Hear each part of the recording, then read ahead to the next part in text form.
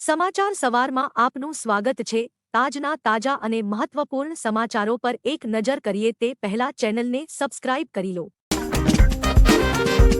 ચોમાસાને લઈને અંબાલાલ પટેલની આગાહી 8 જૂનથી દરિયામાં પવનની ગતિ બદલાશે। 14મી સુધીમાં ગાજવીજ સાથે વરસાદની શક્યતા। અંબાલાલ પટેલે ચોમાસાને લઈ આગાહી કરતા જણાવ્યું કે મે મહિનાના અંત અને જૂન મહિનાની શરૂઆતમાં અરબ સાગરમાં હલચલ જોવા મળશે।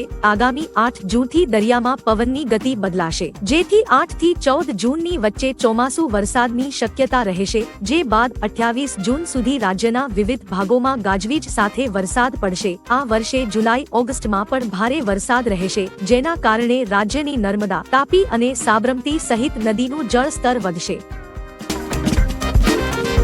અમદાવાદમાં રેકોર્ડ બ્રેક 46.6 ડિગ્રી તાપમાન નોંધાયું। છેલ્લા 2 દિવસમાં હીટવેવના 200થી વધુ કેસ। અમદાવાદમાં છેલ્લા કેટલાક દિવસથી આગ ઝરતી ગરમીનો અનુભવ શહેરીજનો કરી રહ્યા છે। ગઈકાલે અમદાવાદમાં રેકોર્ડ બ્રેક 46.6 ડિગ્રી તાપમાન નોંધાયું હતું। 2 દિવસમાં 200થી વધુ ગરમી સંબંધિત બીમારીના કેસ નોંધાયા છે। 70થી વધુ લોકોએ હાઈ ફીવર હોવાથી 108 મારફત અલગ અલગ હોસ્પિટલમાં સારવાર મેળવવી પડી હતી। તો હીટવેવ અને સંબંધિત બીમારી સાથે હાર્ટ એટેકથી રાજ્યમાં વધુ 19ના મોત થયા હતા।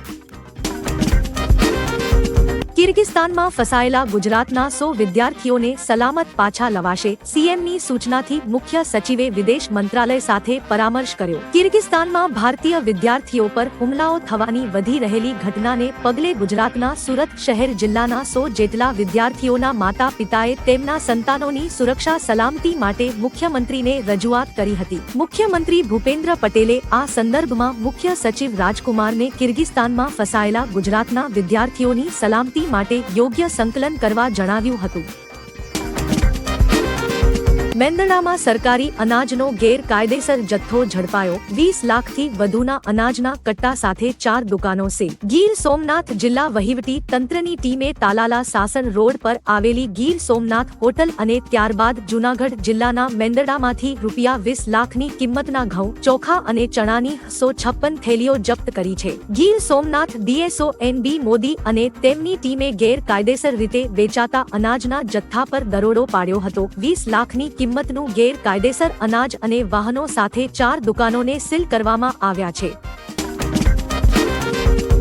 ગુજરાતમાં ગરમી વધતા લીંબુનો ભાવ આસમાને પહોંચ્યો। 20 કિલોના ભાવ ₹2400 બોલાયા। ગુજરાતમાં અંગ દઝાડતી ગરમી પડી રહી છે, તો બીજી તરફ લીંબુનો ભાવ પણ આસમાને પહોંચી ગયો છે। અમદાવાદ, વડોદરા, રાજકોટ અને સુરત સહિતના ઘણા શહેરોમાં લીંબુનો ભાવ કિલોના ₹200 પહોંચી ગયો છે। બીજી તરફ ગોંડલ માર્કેટિંગ યાર્ડની વાત કરીએ તો અહીં પણ લીંબુ, આદુ અને લીલા વટાણાનો ભાવ સૌથી વધારે છે। લીંબુનો 20 કિલોનો ભાવ સૌથી વધારે ₹2400 બોલાયો હતો। આદુ 20 કિલોનો ભાવ સૌથી વધારે ₹2600 અને વટાણાનો ભાવ ₹2000 બોલાયો હતો।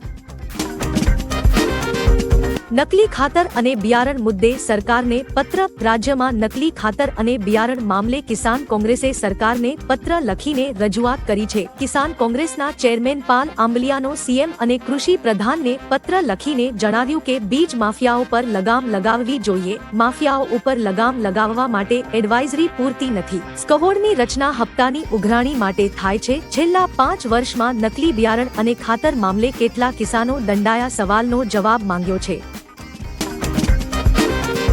ગરમીમાં સાવચેતી રાખવા સીએમની અપીલ। ગુજરાતના મુખ્યમંત્રી ભૂપેન્દ્ર પટેલે ટ્વીટ કરીને લોકોને ગરમીમાં સાવચેતી રાખવાની અપીલ કરી છે। તેમણે ટ્વીટમાં લખ્યું છે કે આપ સૌને મારો ખાસ અનુરોધ છે કે તડકામાં ઘરની બહાર નીકળવાનું ટાળીએ। અનિવાર્ય હોય તો જ બહાર નીકળીએ। પાણી અને પ્રવાહી વધુ પ્રમાણમાં લઈએ અને ડિહાઇડ્રેશનથી બચીએ। સાવચેતી એ જ સલામતી એવા અભિગમ સાથે આપણે આ પરિસ્થિતિનો સામનો કરવાનો છે। સૌ સાવચેતી, સલામતી અને સતર્કતા રાખીએ। અમે મુસ્લિમ આરક્ષણ ખતમ કરી દઈશું। ઉત્તર પ્રદેશના સિદ્ધાર્થનગરમાં એક સભાને સંબોધતી વખતે અમિત શાહે કહ્યું કે ભાજપ મુસ્લિમ આરક્ષણ ખતમ કરી દેશે। આપણું બંધારણ ધર્મના આધાર ઉપર અનામત નથી આપતું। ઇન્ડી ગઠબંધન એસસી, એસટી અને ઓબીસી અનામત પર તરાપ મારીને મુસ્લિમોને આપવા માંગે છે। ગઈકાલે જ બંગાળ હાઈકોર્ટે મમતા સરકારે જેટલી પણ મુસ્લિમ જાતિઓને ઓબીસી અનામત આપી હતી તેને રદ કરી છે। અમે ધર્મના આધાર પર અપાતું મુસ્લિમ આરક્ષણ બંધ કરીશું।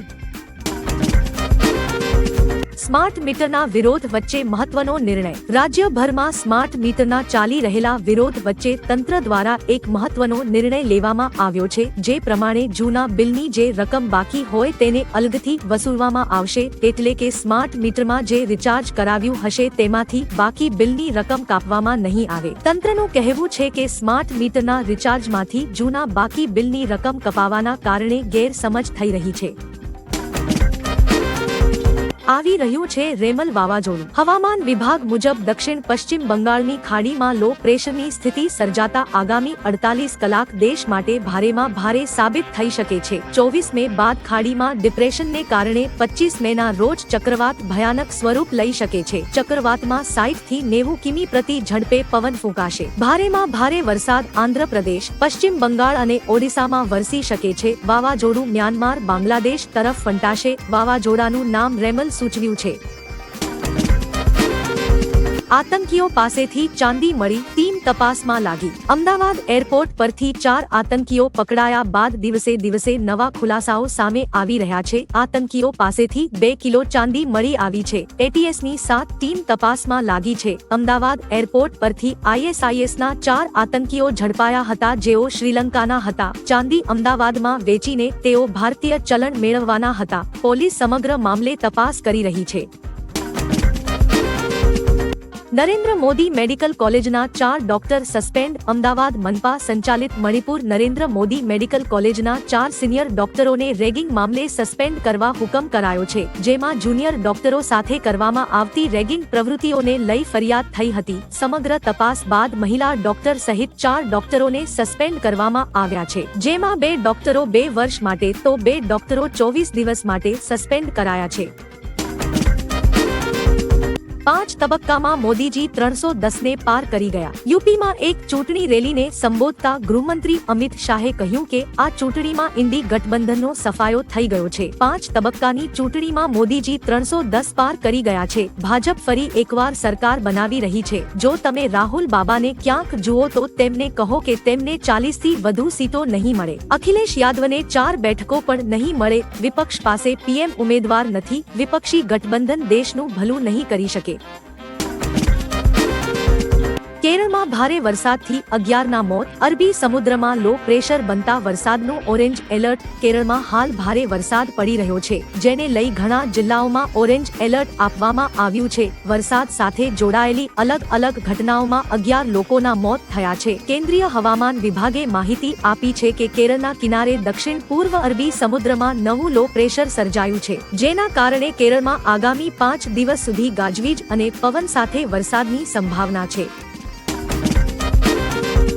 વોટર પાર્કમાં બાળક ડૂબી જતા મોત નીપજ્યું. કાળઝાળ ગરમીમાં લોકો રાહત મેળવવા વોટર પાર્કમાં જતા હોય છે. પાલનપુરના શિવધારા વોટર પાર્કમાં બાળક ડૂબી જતા મોત નીપજ્યું હોવાનો મામલો સામે આવ્યો છે. બાળકના મોતથી પાર્કમાં તમામ લોકોએ હોબાળો મચાવ્યો. પોલીસ ઘટનાને પગલે વોટર પાર્કમાં પહોંચી હતી. બાળકના મૃતદેહને પીએમ અર્થે ખસેડવામાં આવ્યો છે. તમે જો તમારા બાળક સાથે નદી, તળાવ કે વોટર પાર્ક જતા હોય તો બાળકોની ખાસ તકેદારી રાખવી, જેથી કરી કોઈ દુર્ઘટના ન થાય.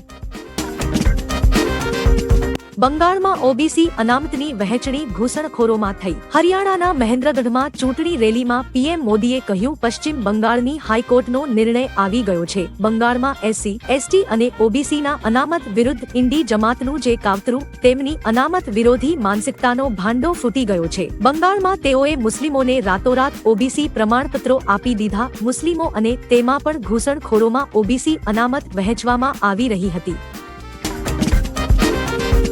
ગોવિંદા પીએમ મોદીને મળી શેર કરી ખાસ તસવીર. બોલિવૂડ એક્ટર ગોવિંદા રાજકારણમાં પ્રવેશી ગયા છે. તેઓ શિવસેનામાં જોડાયા છે. આ બધાની વચ્ચે ગોવિંદા પીએમ મોદીને પણ મળ્યા હતા. દર્શાવેલી તસવીર શેર કરતા ગોવિંદાએ લખ્યું કે મુંબઈમાં પ્રચાર દરમિયાન ભારતના માનનીય વડાપ્રધાન નરેન્દ્ર મોદીને મળવું સન્માનની વાત હતી. તમને જણાવી દઈએ કે અભિનેતા મુંબઈમાં ચાલી રહેલા લોકસભા ચૂંટણી પ્રચાર દરમિયાન વડાપ્રધાનને મળ્યા હતા.